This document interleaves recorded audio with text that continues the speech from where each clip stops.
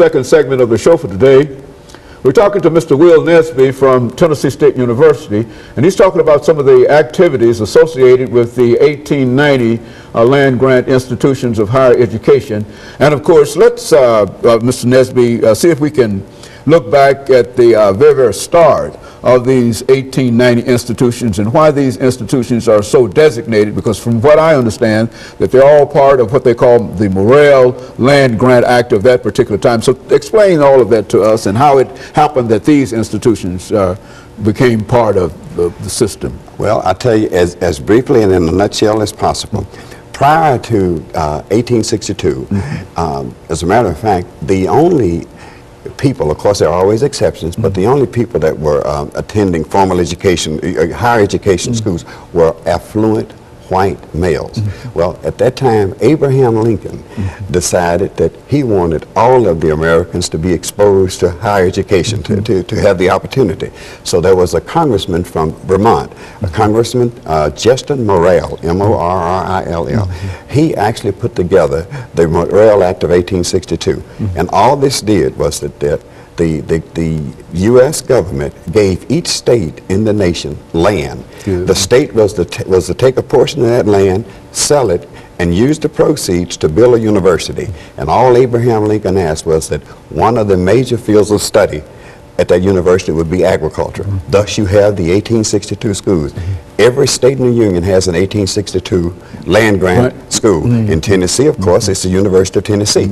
Good. Now, after all these schools were established, by the year 1890, they all were established, but they were operating on shoestring budgets. So they went back to Morrell and wanted Morrell to amend the act to see if the states could get monies from the USDA for operations, to pay their teachers and what have you.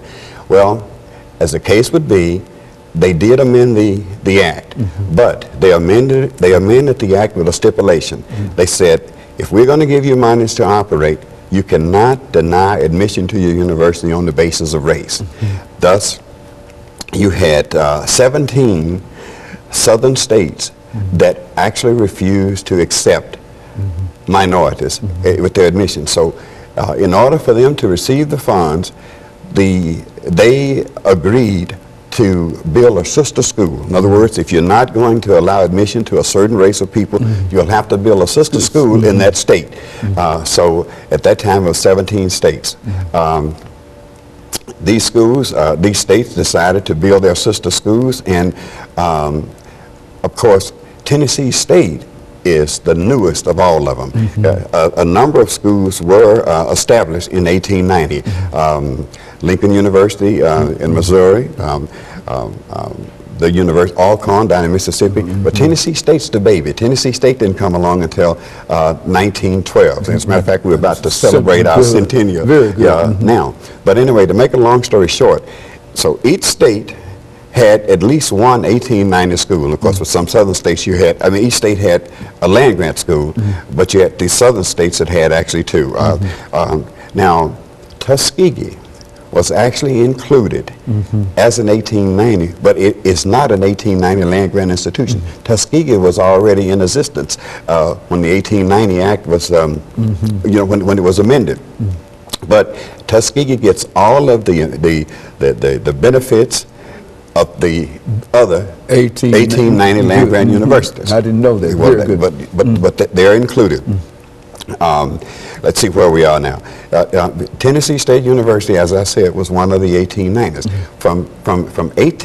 With Tennessee State itself, from 1912 up until 1988, this is the way the schools were operated. The mother school was to get funds from the USDA for research and teaching, and they were to give their sister schools their fair share of the proceeds, so the research money and what have you.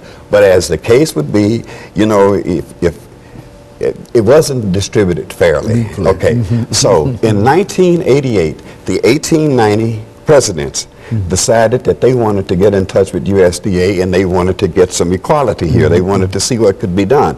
So in 1988, there was a symposium held right here in Nashville, Tennessee at the convention center downtown. This symposium was with the 1890 presidents and USDA officials. And the main thing that came out of that symposium was the establishment of a USDA presence on each one of these 1890 land-grant colleges. Thus, they created the position USDA/1890 liaison officers. So there's one of us on every one of the 1890 land-grant colleges.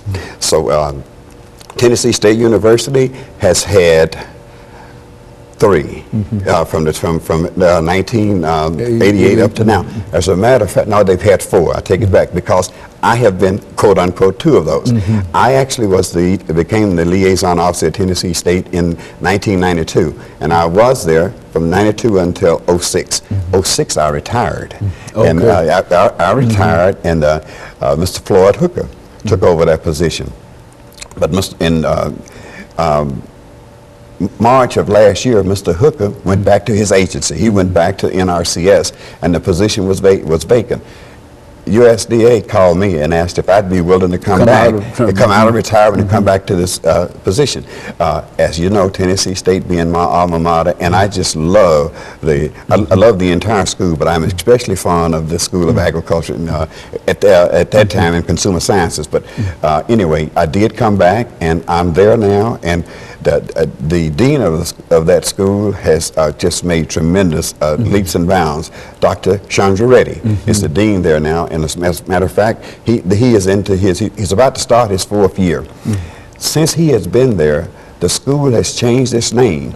It's no longer the School of Agriculture and Consumer Sciences. It's called the College of Agriculture, Natural Sciences. That's what and it includes biology and chemistry under that department. But that's where we are now, and there are a number of programs that have come out of this 1890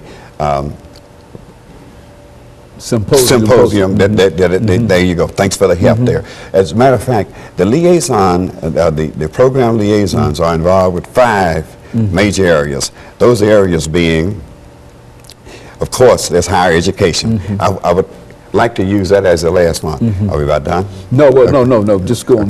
We've got about 20 seconds on this segment. Well, there are 5 major areas that they deal with. They deal with see, I'm drawing a blank. No, but we'll start. We'll just take a fast commercial break here. That's just about time. And we'll be back with our audience following this very, very short commercial break. Yeah.